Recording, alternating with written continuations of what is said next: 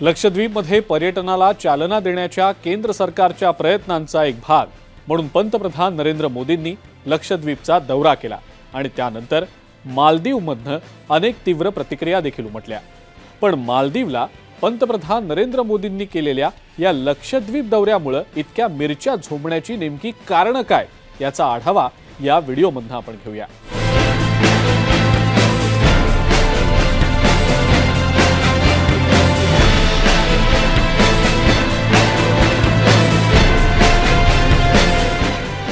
सध्या भारत आणि मालदीव दरम्यान सुरू असलेल्या तणावाला कारणीभूत असलेल्या अनेक कारणांपैकी एक महत्त्वाचं कारण हे राजनैतिक कारण आहे। भारत आणि मालदीवमधले राजनैतिक संबंध गेल्या काही महिन्यांमध्ये कमालीचे ताणले गेलेत।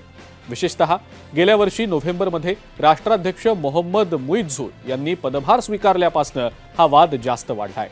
नवीन राष्ट्राध्यक्षांची ओळख ही भारत विरोधी आणि चीन प्रेमी असल्याने मालदीवच्या परराष्ट्र धोरणामध्ये बदल होण्याचे संकेत आधीच मिळाले होते। 8 ते 12 जानेवारी दरम्यान नियोजित असलेल्या मुइझूंच्या चीनच्या अपेक्षित दौऱ्यानंतर या मुद्द्याला आणखीनच खतपाणी घातलंय। मालदीवच्या परराष्ट्र धोरणाचा इंडिया फर्स्ट हा गेली कित्येक वर्ष प्राधान्यक्रम राहिलेला आहे। त्यात पंतप्रधान मोदींनी गेल्या काही वर्षात मालदीवचं सागरी भौगोलिक महत्त्व ओळखत भारताच्या सागर धोरण म्हणजे security and growth for all in the region आणि नेबरहुड फर्स्ट पॉलिसी यासारख्या प्रादेशिक उपक्रमांमध्ये मालदीवला खूप प्राधान्यही दिलं होतं। पण ऑक्टोबर 2023 मध्ये मालदीवच्या राष्ट्रपती पदाच्या निवडणुकीमध्ये विजयी झालेले चीन समर्थक नेते मोहम्मद मुइझू सत्तेवर येण्यापूर्वीच मालदीवमधनं भारतीय सैन्य हटवण्याची मोहीम चालवली गेली। इंडिया आउट असं आपल्या मोहिमेला हे नाव देखील दिलं गेलं आणि सत्तेत आल्यानंतर मुइझूंनी आपली भूमिका तिळमात्र देखील बदललेली नाही।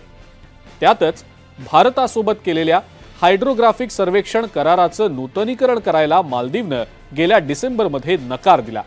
पंतप्रधान मोदींच्या मालदीवच्या भेटीदरम्यान जून 2019 मध्ये या करारावर स्वाक्षरी करण्यात आलेली होती। मोदींनी पोस्ट केलेल्या अनपेक्षित लक्षद्वीप दौऱ्याचे फोटो भारताचं मालदीवला राजनैतिक उत्तर म्हणून पाहिलं गेलं आणि याचा थेट परिणाम मालदीवमधल्या माध्यमांमधल्या बातम्यांमध्ये झळकला।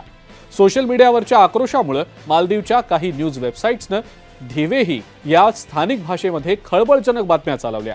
यापैकी अनेकांनी भारत मालदीवच्या विरोधात पर्यटन विरोधी मोहीम चालवत असल्याचा आरोप देखील करण्यात आला। मालदीवची अर्थव्यवस्था ही मुख्यत्वे पर्यटनावर आणि भारतीय पर्यटकांवर अवलंबून असल्याची आकडेवारी जग जाहीर आहे। भारतासोबतचे लष्करी आणि राजनैतिक संबंध या सध्याच्या तणावामुळे मालदीवला भविष्यात खूप धोकादायक देखील ठरू शकतात। लक्षद्वीपच्या पांढरी वाळू आणि निळ्या पाण्याच्या मनमोहक अशा बीचेसवर पंतप्रधान मोदींच्या या फोटोजमुळे भारतीयांनी लक्षद्वीपला गुगलवर मोठ्या प्रमाणावर सर्च केलं।